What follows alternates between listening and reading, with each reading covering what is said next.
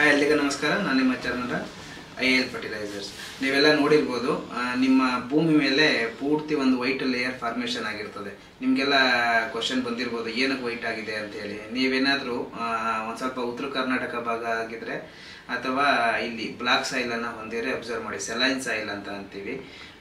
Saline ಸಾಯಿಲಲ್ಲಿ ಒಂದು layer white formation ಆಗಿರ್ತದೆ. ಏನಕ್ಕೆ ಅಂದರೆ ಆ ಭೂಮಿನ ನೀವು ಅಬ್ಸರ್ವ್ ಮಾಡಿ ನೋಡಿ. ನೀವು ಉಳುಮೆ ಮಾಡಬೇಕಾದ್ರೆ ದಪ್ಪ ಹೆಂಟೆಗಳು ಸಿಗ್ತದೆ. ಅಷ್ಟು ಈಸಿಯಾಗಿ ನಿಮಗೆ ಉಳುಮೆ ಮಾಡೋಕ್ಕೆ ಬಿಡಲ್ಲ. ನೀವು ಆ ಭೂಮಿಯಲ್ಲಿ ಮಳೆ ಬಂದಾಗ ಅಬ್ಸರ್ವ್ ಮಾಡಿ ನೋಡಿ.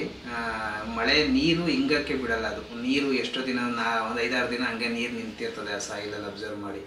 ಮತ್ತು ಅದನ್ನು ನೀವೇನಾದರೂ ಪೈರೇನಾದರೂ ನಾಟಿ ಮಾಡಿ ನೋಡಿದ್ರೆ, ಏನಾದರೂ ಬಿತ್ತನೆ ಜೋಳನ ಏನಾದ್ರು ಬಿತ್ತನೆ ಮಾಡಿರೋ ಜಾಗ ಬೀಜನೇ ಮೊಳಕೆ ಹೊಡೆಯಲ್ಲ, ಜರ್ಮಿನೇಟೇ ಆಗಿರಲ್ಲ.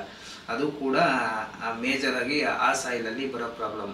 ಇನ್ನು ಕೆಲವರು ವೈಟ್ ಸಾಯಿಲ್ ನೋಡಿರ್ತೀರ, ಬಿಳಿ ಮಣ್ಣು ಆಗಿರ್ತದೆ. ಅದು ಕೆಲವರು ನಿಮ್ಮ ಕಡೆ ಜವಳ ಮಣ್ಣು ಅಂತಾರೆ ನಾರ್ತಲ್ಲಿ, ಈ ಕಡೆ ಸೌತಲ್ಲಿ ಕರ್ಲು ಮಣ್ಣು ಅಂತ ಅಂತಾರೆ. ಆ ಮಣ್ಣನ್ನು ಅಬ್ಸರ್ವ್ ಮಾಡಿ ನೋಡಿ.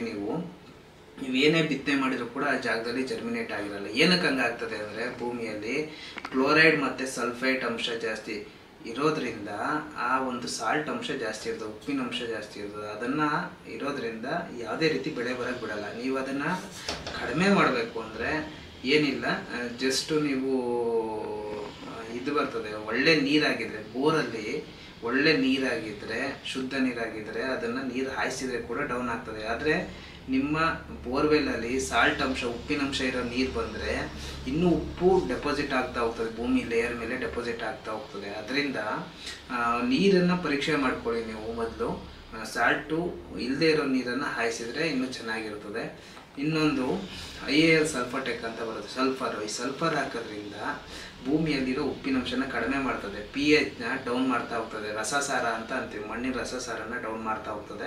ಅಥವಾ ಜಿಪ್ಸಮನ್ನು ಹಾಕಬಹುದು. ಜಿಪ್ಸಮ್ ಹಾಕಿದ್ರು ಕೂಡ ಕ್ಯಾಲ್ಸಿಯಂ ಸಲ್ಫೇಟ್, ಅದರಲ್ಲೂ ಕೂಡ ಸಲ್ಫರ್ ಇರ್ತದೆ. ಆ ಸಲ್ಫರ್ ಹಾಕೋದ್ರಿಂದ ನಿಮ್ಮ ಮಣ್ಣು ಏನಾಗ್ತದಲ್ಲ ಅದು pH ಡೌನ್ ಆಗ್ತಾ ಹೋಗ್ತದೆ. ರಸಸಾರ ಕಡಿಮೆ ಆಯಿತು ಅಂತ ಅಂದರೆ ನೀವು ಹಾಕಿದ ಬೆಳೆ ನ್ಯೂಟ್ರಲೈಸ್ ಆಗಿ ಬರ್ತದೆ. ಇನ್ನೂ ಒಂದು ಮೆಥಡ್ ಏನಂದರೆ, ಆ ಮಣ್ಣಿಗೆ ಸ್ಯಾಂಡಿ ಲೂಮಿ ಸಾಯಿಲ್ಸ್ ಅಂದರೆ ಒಂಥರ ಕೆಂಪು ಮರಳು ಮಿಶ್ರಿತ ಮಣ್ಣು ಬರ್ತದೆ. ಆ ಮಣ್ಣನ್ನು ಕೂಡ ನಿಮ್ಮ ಜಮೀನಿಗೆ ಹೊಡೆಯೋದ್ರಿಂದ ಅದರಲ್ಲೂ ಕೂಡ ನಿಮ್ಮ ಸೆಲೈನಿಟಿ, ಏನು ಉಪ್ಪಿನಂಶ ಇರ್ತದಲ್ಲ ಸೆಲೈನಿಟಿನ ಕಂಟ್ರೋಲ್ ಮಾಡ್ಬೋದು.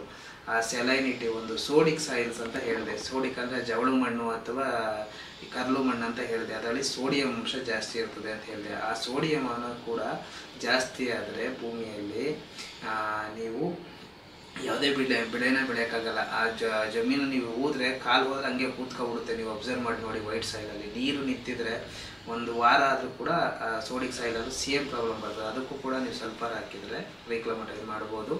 ಹೆಚ್ಚಿನ ಮಾಹಿತಿಗಾಗಿ ನಮ್ಮನ್ನು ಸಂಪರ್ಕಿಸ್ಬೋದು. ಚರಣರಾಜ್ 8884288455. ಧನ್ಯವಾದಗಳು.